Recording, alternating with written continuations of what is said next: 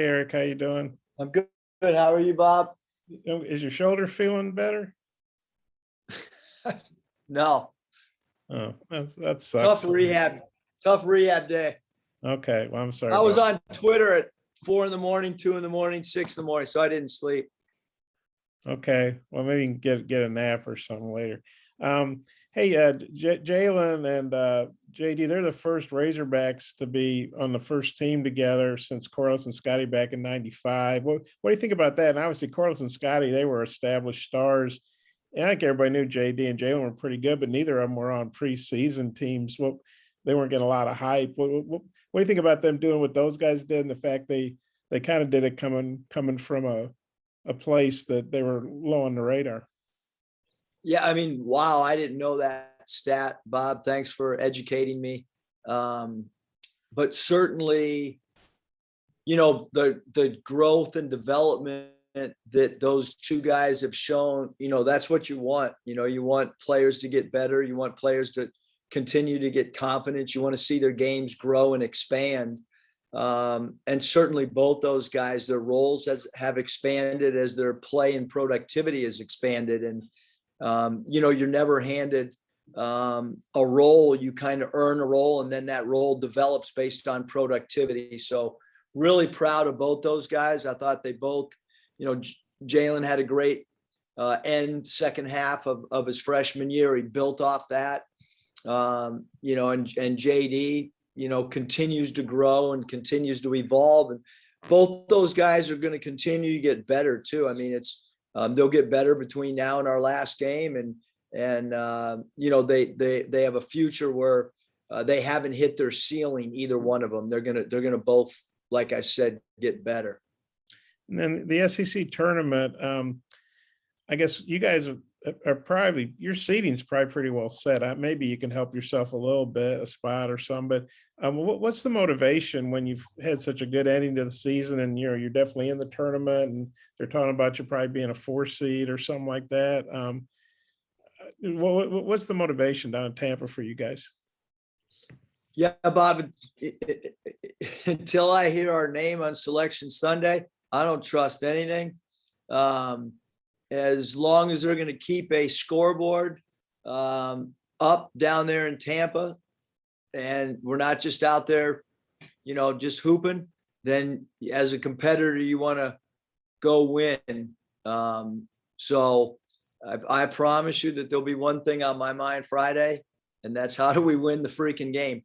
That'll be probably the only thing on my mind. I mean, before the game, we've got to make decisions on, roles and how many minutes guys are going to play. And some of those things will be semi predetermined, but once the heat of competition gets going, then it's all about how to get a W, I think. I know it's still early in the week. You got any update on Adis and his availability for Tampa? Yeah, I mean, right now he has not, practiced at all. He's still in a boot. He's still a ways off. He will travel with us, but he's been nothing but in a boot. They were able to get him to do some cardio yesterday on the bike. Pool work running wise right now, that's not part of the equation. But he was on a bike, because if and when he's able to play, at that point we want him to, to still be in the right physical condition. Okay, I might have a couple more. I'll turn it back to Mike. Thanks. Scotty. Yeah, Eric, JD, and Jalen, in a way, both said that they're proudest from the regular season of this team's togetherness. I'm wondering if you could maybe provide some insight into how that kind of developed throughout the course of the seasons. I remember when we were in North Little Rock, it just kind of seemed like the guys on the team, maybe in a way, were just kind of just a bunch of pieces and instead of just kind of together. I think that's a great observation, Scotty, and a true observation. And your timeline is spot on. That was the low of the lows. I'll leave it at that. But we one of two things were going to happen after the game in North Little Rock.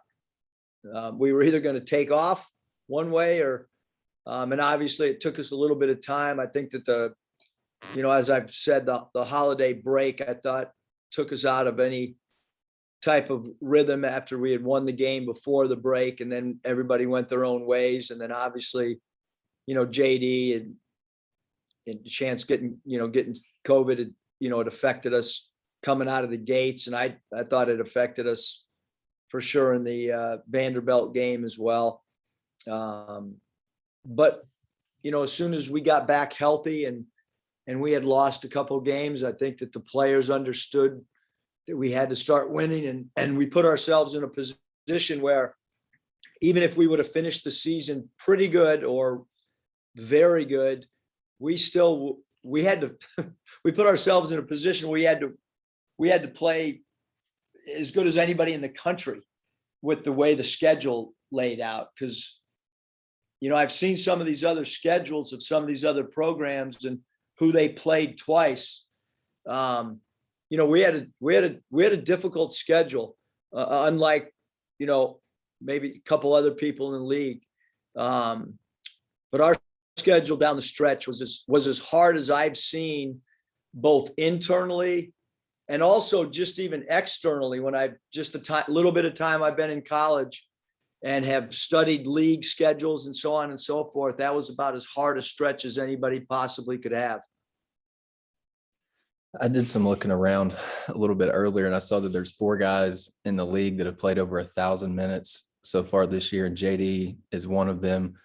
I guess just given everything that he shoulders on both ends, how impressed are you with how he held up from a mental and a physical standpoint? I'm sure his legs were pretty worn out at times.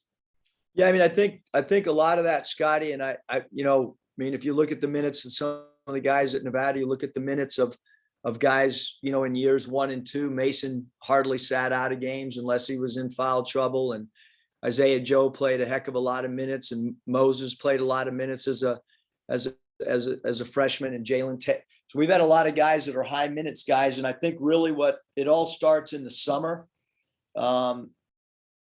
JD Note is one of the very few players. There's a lot of players that come back at night to get shots up.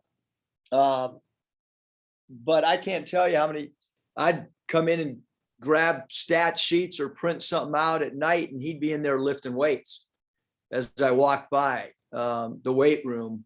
So he was an all-encompassing. It's stretching, it's shooting, it's ball handling, it's weightlifting. And I'm talking about doing that stuff on his own. It's been incredible to see and that's why I think you can become an Ironman with minutes, is when you spend your off season preparing like that. And he knew coming into the season that we were going to play him a lot of minutes. I think he had seen some guys in the past that were close to leading the league in minutes played.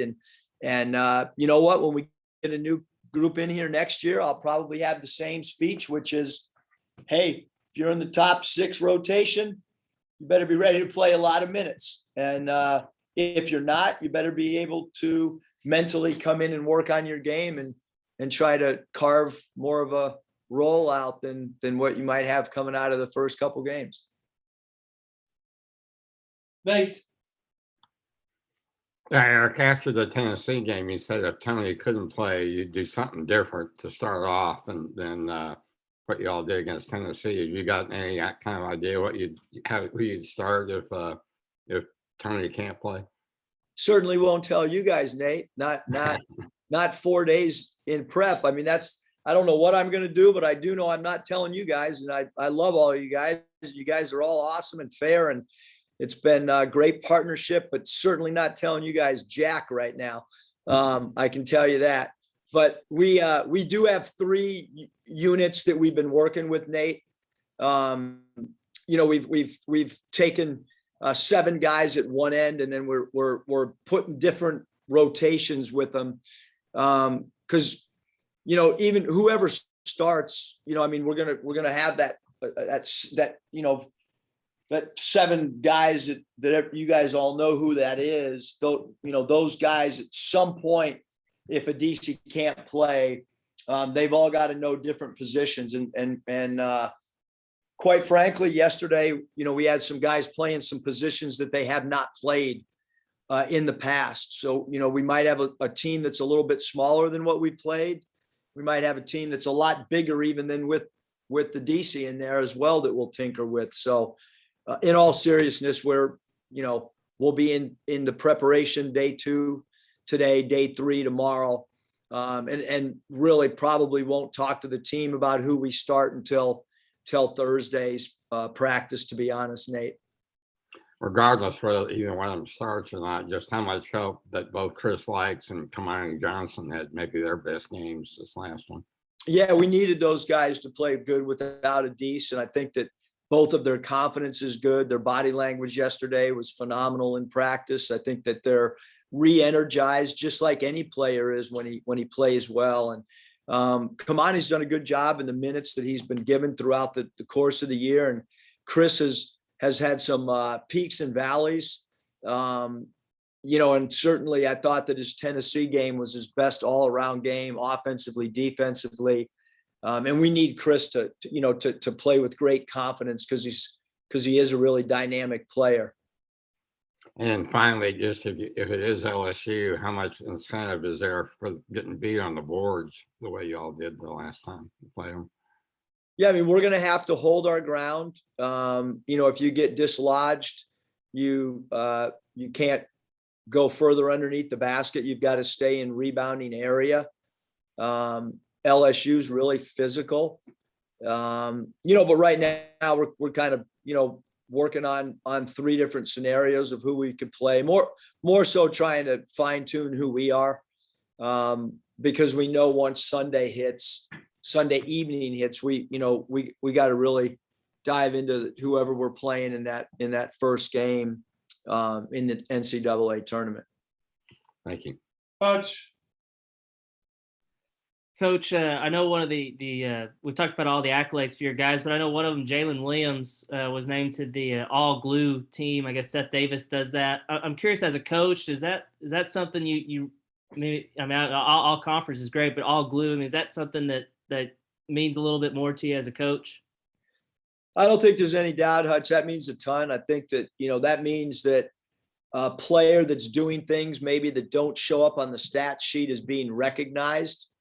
Now we've had 2 players back-to-back years on that team with Justin Smith doing it. And it does because, as a coach, as a leader, you're always trying to talk to your team and get buy-in on all the little things. It's easy to run a play for a guy and have a player come off a down pin and shoot it and score it and get points. And, some guys love to see stats rebounding wise and get numbers that way, or somebody, can get their joy out of the game by being a high assist player. But an all glue guy means that he's being recognized, like I said, for things that don't stand out in the box score, for things that help winning, for things that help culture, for things that help team camaraderie, all those things. And I think it also says a little bit about our program that 2 years in a row, a national publication like The Athletic and Seth Davis have looked or pointed towards our team, and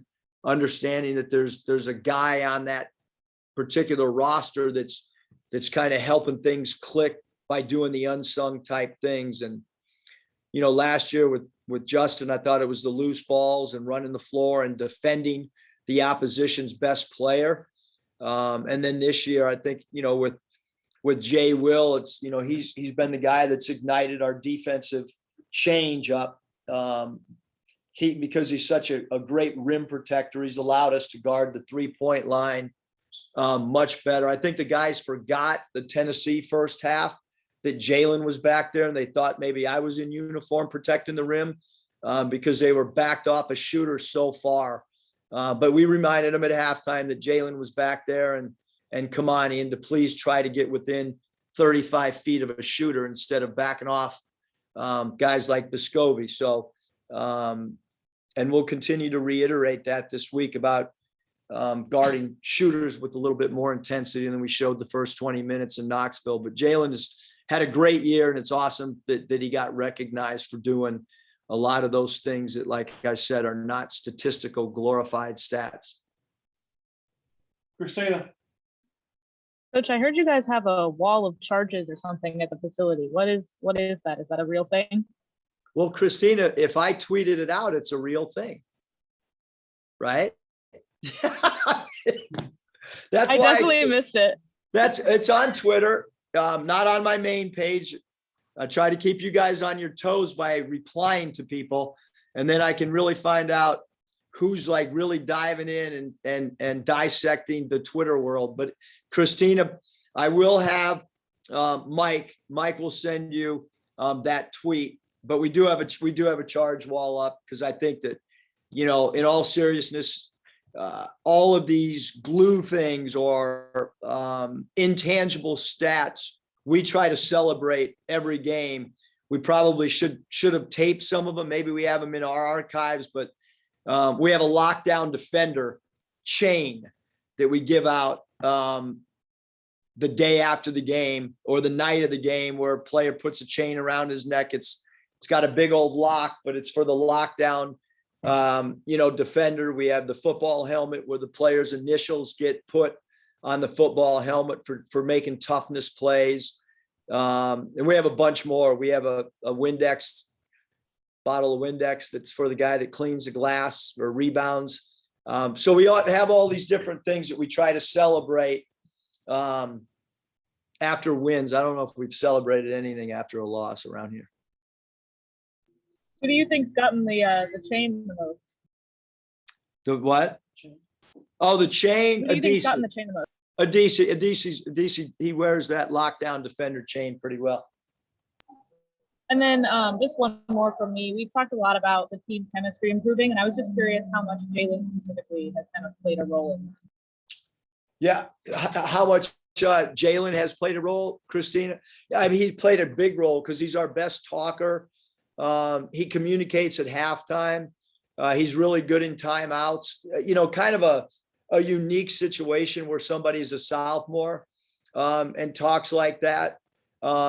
And is willing, you know, like when you're a leader, you step out of your comfort zone, and it's not easy, especially for a younger player.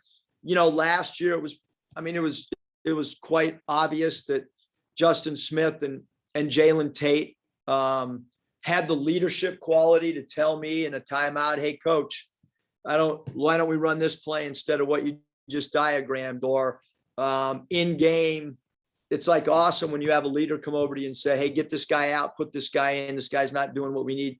Those type of conversations, a lot of college coaches don't like, but we actually encourage those, because I think the players know more than we know.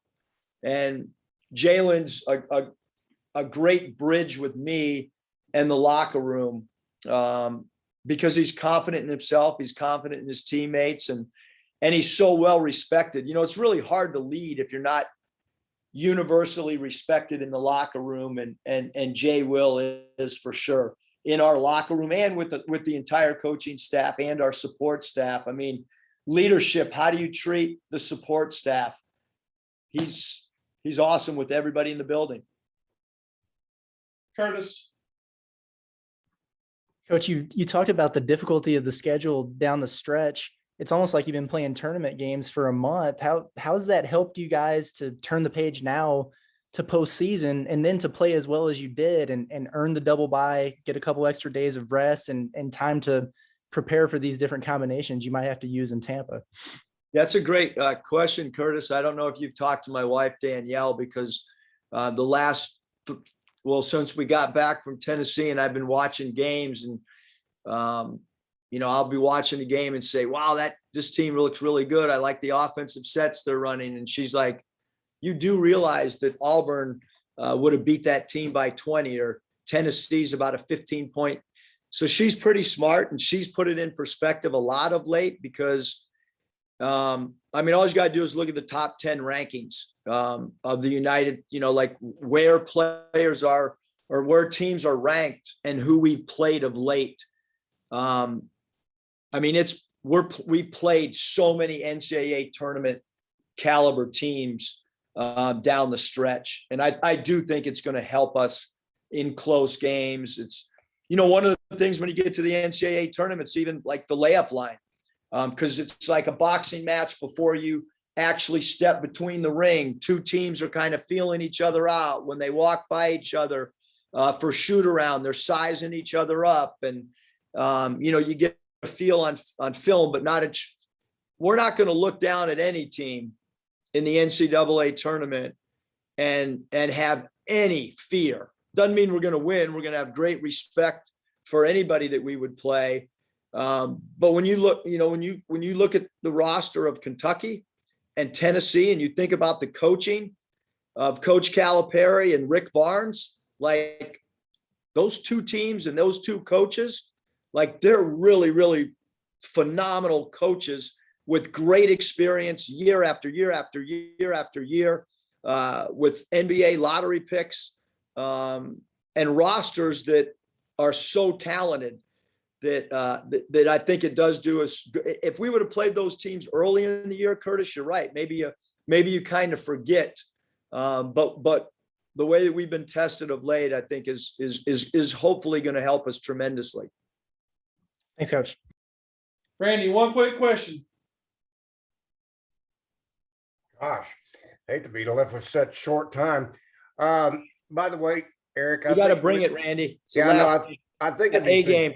it should be suggested that Jalen get a NIL with a dentist for a smile. Got a great smile. You know, that'd be a great. I'm not allowed to talk about name, image, and likeness. I'm just saying. Terry Prentice. I'm just putting it out there. All right.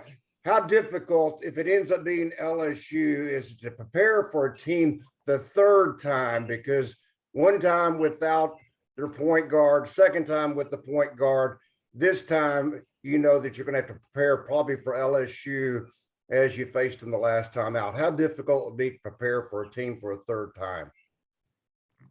I mean, I've only been in college for whatever, 7, 8, whatever years it is. Sure. Well, where I came from, you'd had to beat people in a 7-game series. So I'm not really, the more you get to play them, the more you get to evaluate, the more, you know, it doesn't mean you're going to win. I mean, I think that LSU's got incredible talent. They're a difficult matchup for everybody in our league. You know, they got, you know, a shooting big in Days. They have one of the best one-on-one isolation players in number 13. You know, they got a guard in Xavier Pinson that can create off the bounce.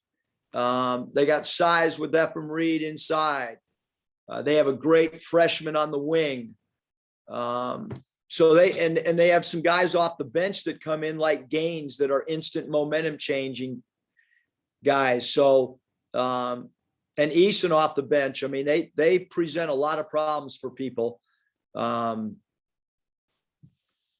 again, like right now, because we don't know who we play, we can all assume that the higher seed, you know, but right now there's a game on Wednesday that we've got to evaluate. And then there's a game Thursday that we have to evaluate, and we have to be prepared for all scenarios. You know, but certainly, you know, the LSU roster is one of great depth and extremely talented team. Thanks, Coach. Appreciate your time.